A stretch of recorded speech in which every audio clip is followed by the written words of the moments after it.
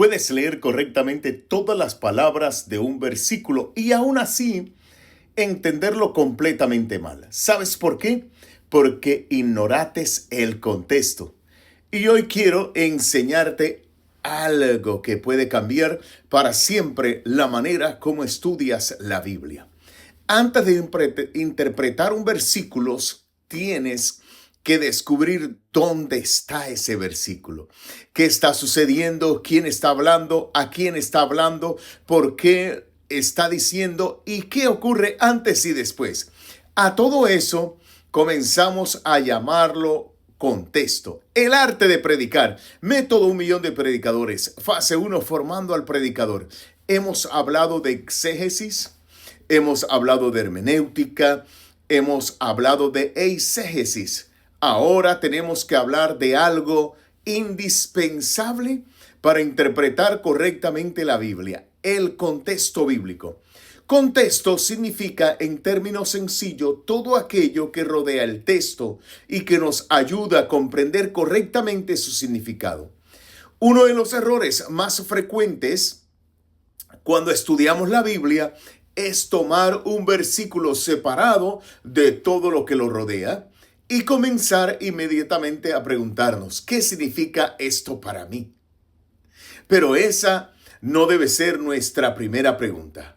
Primero debemos preguntar qué quiso comunicar el autor, qué significaban estas palabras dentro de este pasaje, qué estaba ocurriendo cuando fueron pronunciadas o escritas, ¿no? Y solamente después podemos preguntarnos cómo esa verdad se aplica correctamente a nuestra vida. Predicador, ¿estás allí, predicador? Oye, predicador, no se te olvide compartir. Quiero enseñarte varios niveles de contexto que debes comenzar a observar. Primero está el contexto inmediato. Contexto inmediato. Es probablemente el más sencillo y sin embargo uno de los más ignorados. Consiste en leer lo que aparece antes y después del versículo. Nunca estudies solamente el versículo que quieres predicar. Lee el párrafo, lee la sección, observa cómo comenzó el argumento y cómo termina. Un ejemplo extraordinario es Mateo capítulo 18, el versículo 20. Porque donde están 2 o 3 congregados en mi nombre, dijo el Señor Jesucristo, ahí estoy yo en medio de ellos. Muchas veces hemos escuchado este versículo cuando llegan pocas personas a una reunión.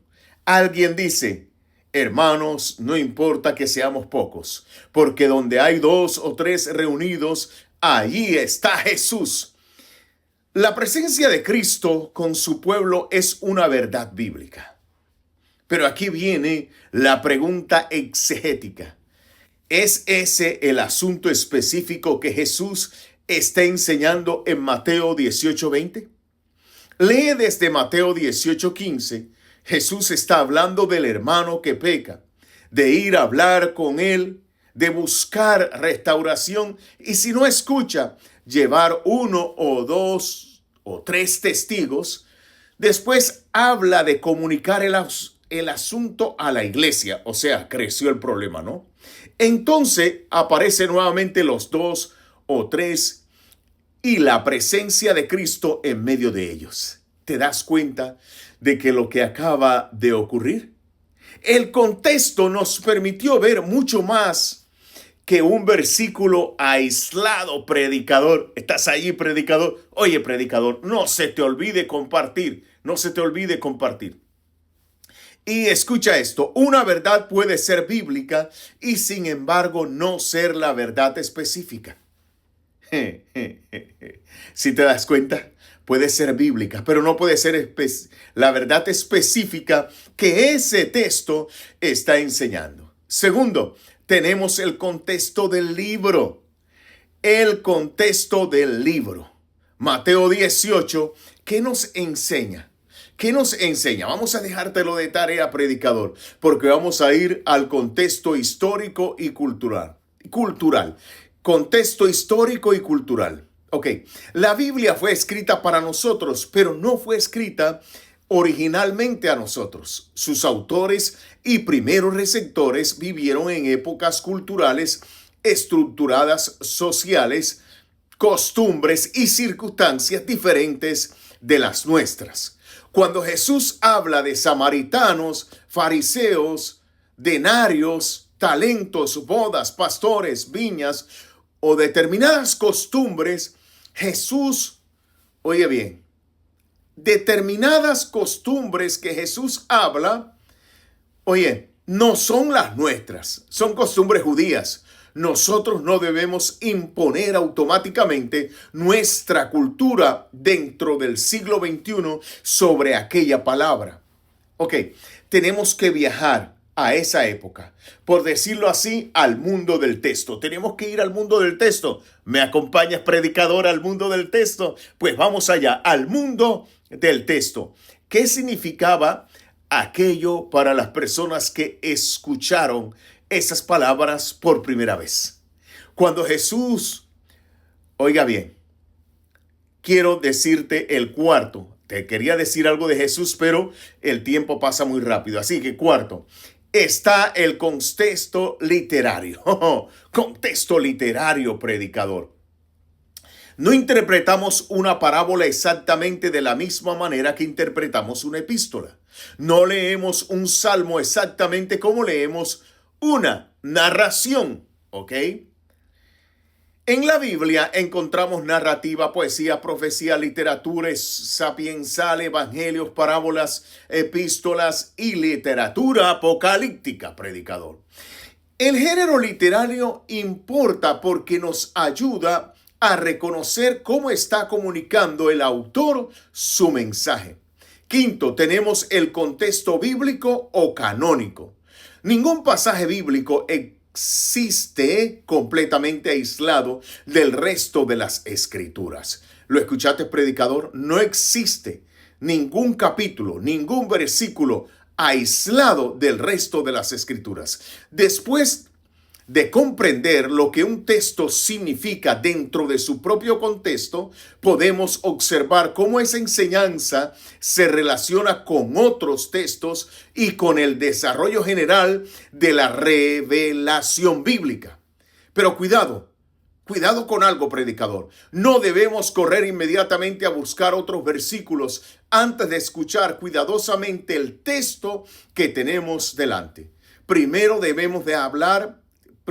Dejamos hablar al pasaje. Debemos dejar hablar la Biblia, ¿ok? La debemos dejar hablar. Después observamos su relación con el resto de las escrituras. Y ahora quiero darte una disciplina práctica. Antes de escribir tus puntos, antes de buscar una ilustración, antes de pensar en una introducción y antes de preguntarte cómo vas a impactar a la congregación, detente frente al texto. Lee lo anterior, lee lo posterior, identifica el libro, investiga quién escribió, pregunta a quién se lo escribió, observa la situación histórica, ¿ok? Reconoce el género literario, descubre el argumento, entonces comienza la interpretación, porque cuando ignoramos el contexto, podemos hacer que la Biblia, oye bien, aparentemente diga cosas que el autor nunca quiso decir. Óyeme, predicador, estás ahí, predicador, no se te olvide compartir. Y ahí es donde comenzamos peligrosamente a movernos de la exégesis hacia la eisegesis. Recuerda, esto es la secuencia del método 1,000,000 de predicadores. Texto, significado, principio, aplicación, sermón. No empieces por el sermón, no empieces por la aplicación. Oye bien, no empieces por la idea que quieres predicar, empieza por el texto. Y quiero dejarte una frase para recordar este principio.